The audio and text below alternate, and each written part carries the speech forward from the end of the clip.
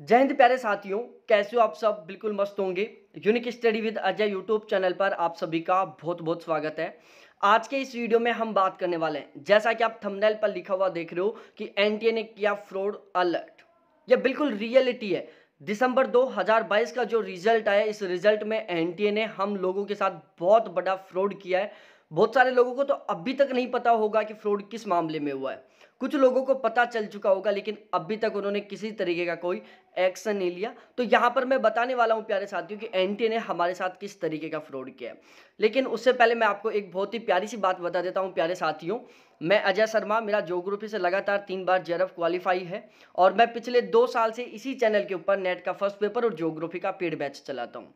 दिसंबर 2022 का जो रिजल्ट आया था, ये हमारे बैच का रिजल्ट है प्यारे साथियों। ये हमारे ज्योग्राफी के बैच का रिजल्ट है। ज्योग्राफी से टोटल 20 कैंडिडेटों का जेआरएफ क्वालिफाई हुआ है हमारे बैच से। टोटल 252 कैंडिडेटों का जेआरएफ है, जिसमें 20 कैंडिडेट थे जो हमारे बैच से थे जिनका जेआरएफ क्वालिफाई हुआ है। यदि मैं हमारे बैच के हाईएस्ट स्कोर के बारे में बात करूं तो प्यारे साथियों, राम पुरोहित के 200 में से 158 मार्क्स का हाईएस्ट स्कोर है। कोमल के 200 में से 158 है, फिर 156 है, 154 है, 154, 152, 152, फिर 152, 150, 150। तो इस तरीके से टोटल 10 ऐसे कैंडिडेट थे बैच में जिनके 75% प्लस से ज्यादा स्कोर है, जिनके ज्योग्राफी में 75 प्लस क्वेश्चन ठीक थे।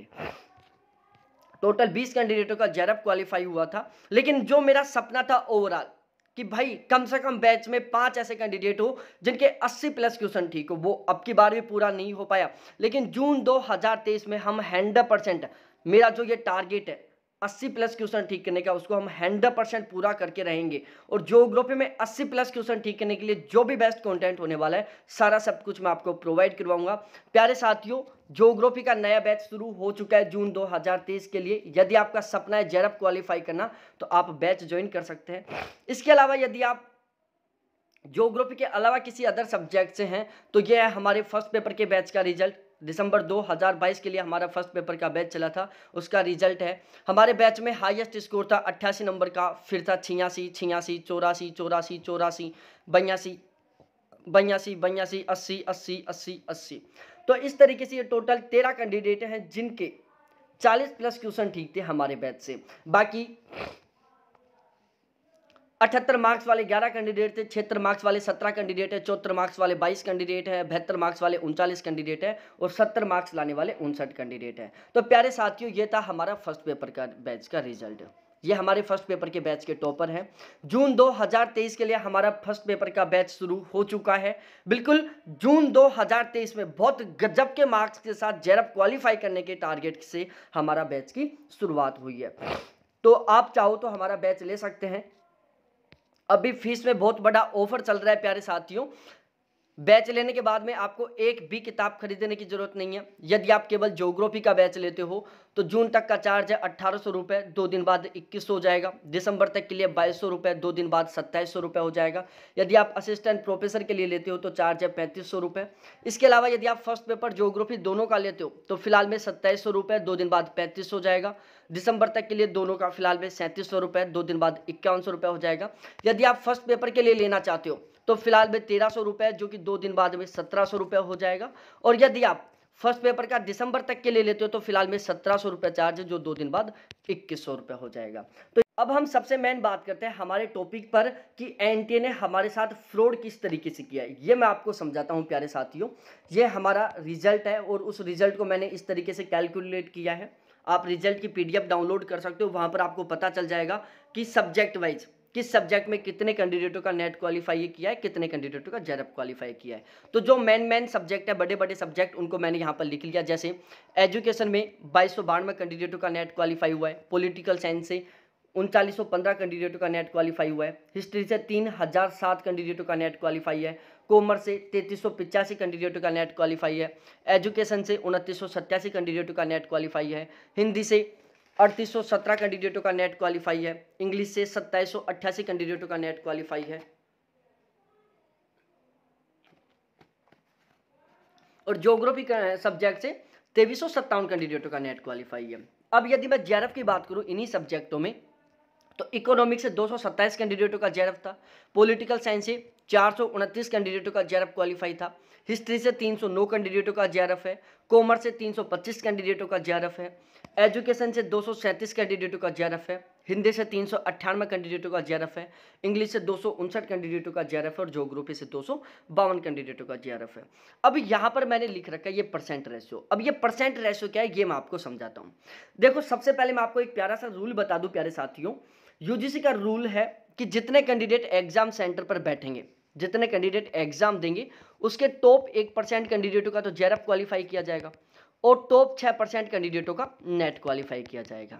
ठीक है, तो टोटल 6% लोगों को पास किया जाता है। जितने कैंडिडेट एग्जाम देते हैं उसमें से टॉप 6% को पास कर लिया जाता है। इन टॉप 6% में 1% जेआरएफ वाले भी इंक्लूड होते हैं। तो ओवरऑल प्यारे साथियों 5% कैंडिडेटों का तो नेट हो जाता है, 1% कैंडिडेटों का जेआरएफ हो जाता है जो कैंडिडेट एग्जाम देने बैठते हैं उसका। तो ये बात तो आपको ऑलरेडी पहले भी पता था कि टॉप 1% का जेआरएफ होता है, टॉप 6% का नेट क्वालिफाई होता है। अब यहाँ पर हम देखते हैं प्यारे साथियों, देखो यहाँ पर सीन क्या है। यहाँ पर ये नेट क्वालिफाई करने वाले लोगों की संख्या है 2292। तो ये किसका मान है? 6% का मान है भाई। 6% का मान हुआ ना, नेट 6% का क्वालिफाई करते हैं। अब यदि हम यहाँ से 1% का मान निकाले तो हम 2292 में 6 का भाग देंगे। तो 2292 में यदि 6 का भाग देते हैं तो हमारे पास निकल कर आता है 382। अब ये 382 क्या है प्यारे साथियों? 1% का मान है। कितने का है? 1% का। यदि हम इसको 100 से मल्टीप्लाई कर दे तो कितना आएगा? 38,200 कैंडिडेट। तो 38,200 कैंडिडेट थे इकोनॉमिक सब्जेक्ट में जिन्होंने एग्जाम दिया था, जिसमें से 2292 कैंडिडेटों का जेआरएफ नेट क्वालिफाई हो गया 6% के अकॉर्डिंग। अब जेआरएफ क्वालिफाई होना चाहिए था 1% के रूल के अकॉर्डिंग 382 कैंडिडेटों का जेआरएफ क्वालिफाई होना चाहिए था, लेकिन जेआरएफ क्वालिफाई किया है केवल 227 कैंडिडेटों का। और यदि हम 227 कैंडिडेटों का मान निकालते हैं कि कितना परसेंट है, तो प्यारे साथियों 227 में आप भाग दे दो 38,200 का और उसको मल्टीप्लाई कर दो 100 से, तो मान निकल कर आता है 0.59%। मतलब इकोनॉमिक्स में केवल 0.59% कैंडिडेटों का जेआरएफ क्वालिफाई किया गया है, जबकि जेआरएफ होना चाहिए था 382 कैंडिडेटों का। इसी तरीके से मैं आपको समझा देता हूं पॉलिटिकल साइंस का।